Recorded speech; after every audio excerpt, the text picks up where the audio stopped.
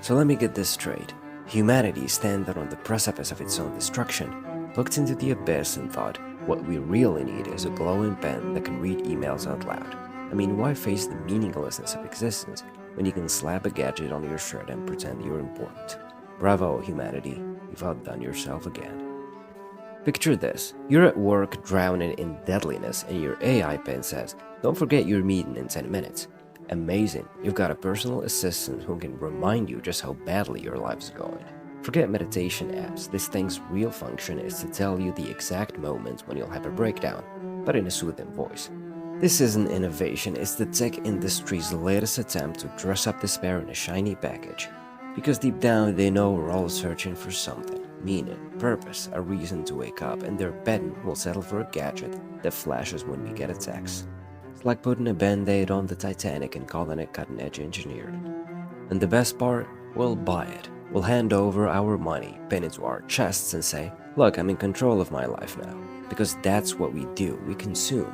Not because we need these things, but because we're too afraid to confront the terrifying void where meaning should be. The AI pen isn't a product, it's a distraction, and honestly, it's working. Here's the real mind-bender. Why do we keep falling for the same trick over and over? Psychologist like Sherry Turkle says that technology is a trap. It gives us the illusion of simplicity, while actually making everything more complicated. It's like trying to organize your life by shoving everything into a drawer. But instead of cleaning things up, you just create a messier mess. This is what psychologists call cognitive overload. Our brains are constantly processing more than we can handle. So when we're faced with too many choices, apps, gadgets, and solutions we didn't ask for, we mentally shut down. We crave simplicity, but only because we've been conditioned to think that more options equal better life outcomes. But here's the thing. As Herbert Marcuse, that grumpy philosopher of the 20th century, pointed out, we're often enslaved by our false needs. We didn't need 500 ways to clean your room, but somehow we can't stop clicking. What else could symbolize the victory of the spirit that has borne the weight of existence for so long, ripped by the suffocating frosts of ceaseless striving, yet now in its weariness reaches towards the fleeting warmth of relief? In this fragile moment, it is no wonder that the strangest and most irrational desires take shape. Affections poured upon that which remains unyielding, and reverence for what once seemed unsurmountable. This, too, is the song of a weary traveler who, after long traversing the barren desert, finds a wellspring where there was only thus. And so this is not merely the celebration of strength regained, but the exultation of having once again fooled the abyss, of lifting the veil to witness new horizons that had been obscured, of grasping fleeting moments of purpose that fill the empty spaces left by ambition's endless demands.